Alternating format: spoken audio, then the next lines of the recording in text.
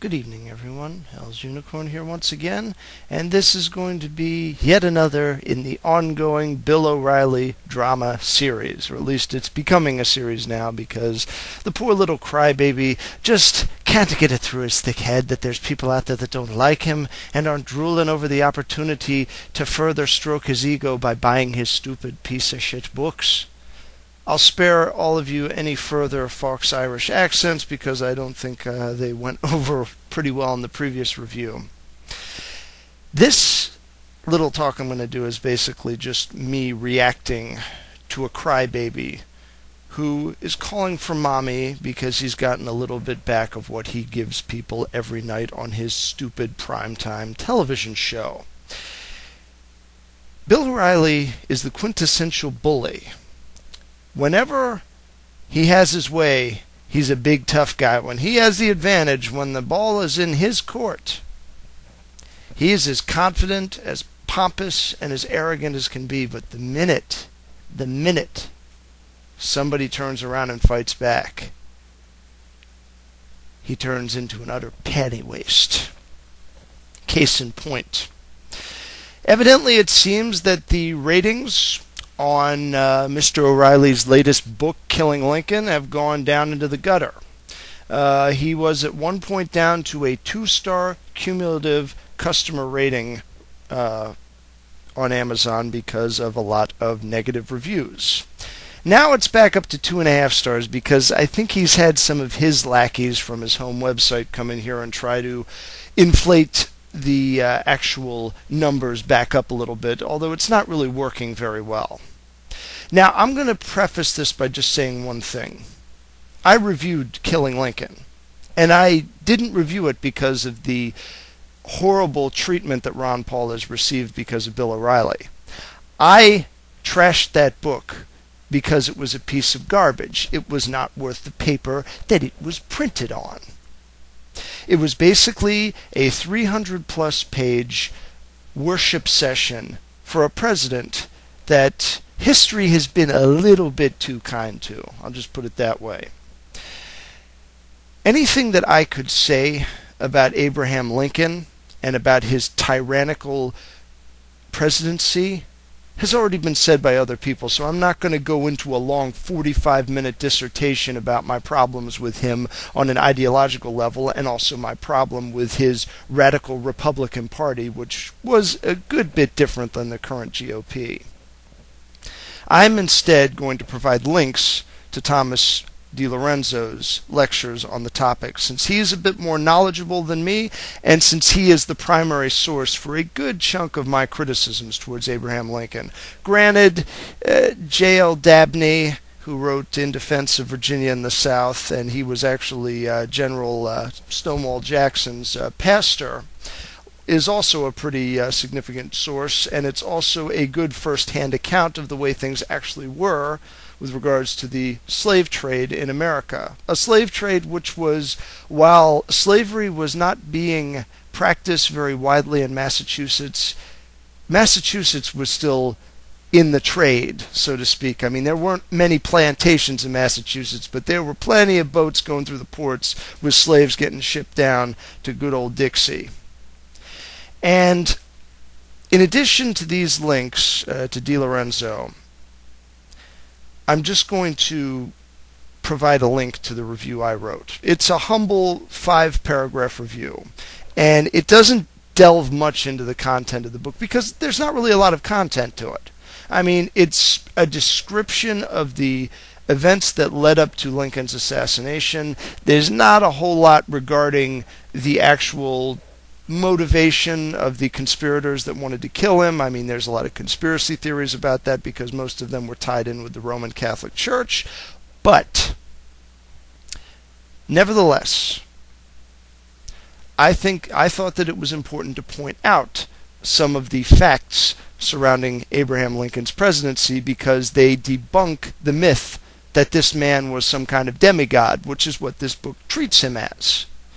It's a very relevant topic when something puts itself off as being actual history when in fact what it really is a dramatized version of a small little sliver of history that has been done to death.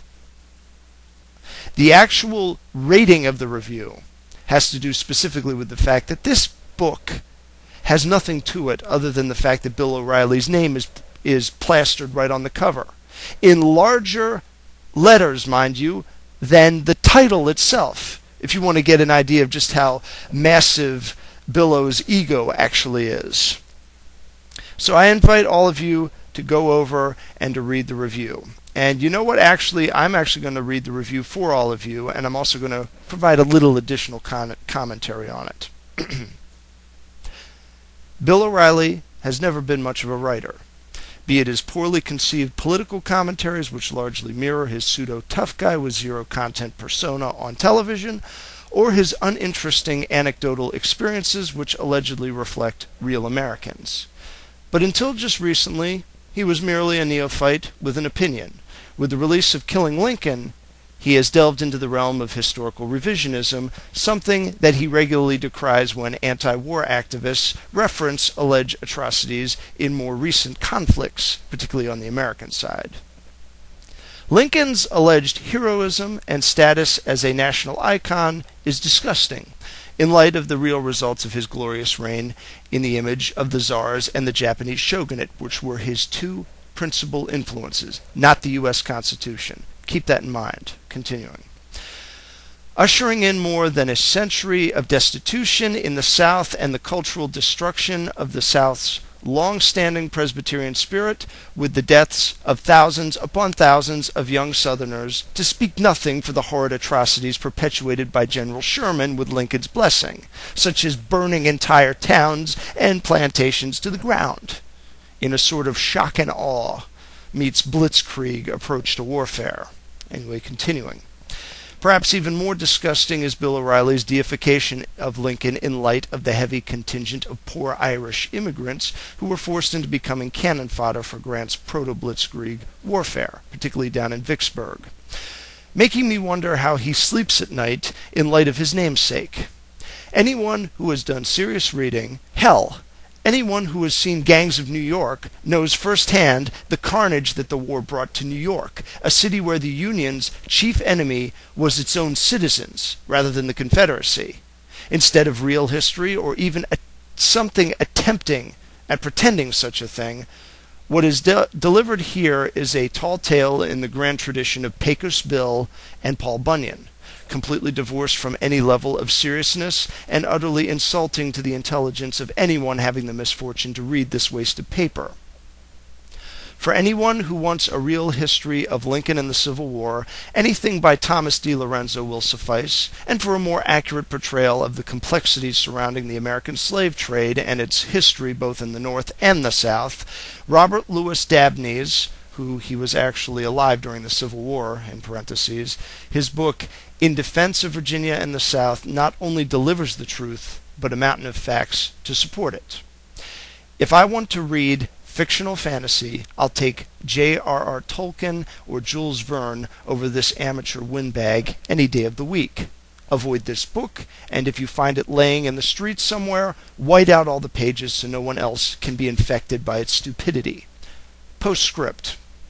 For anyone who thinks that the Civil War was merely a struggle over slavery, here's more testimony from someone who lived during that time period and experienced the rhetoric of the day firsthand.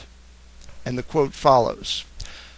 So the case stands, and under all the passion of the parties and the cries of battle lie the two chief moving causes of the struggle.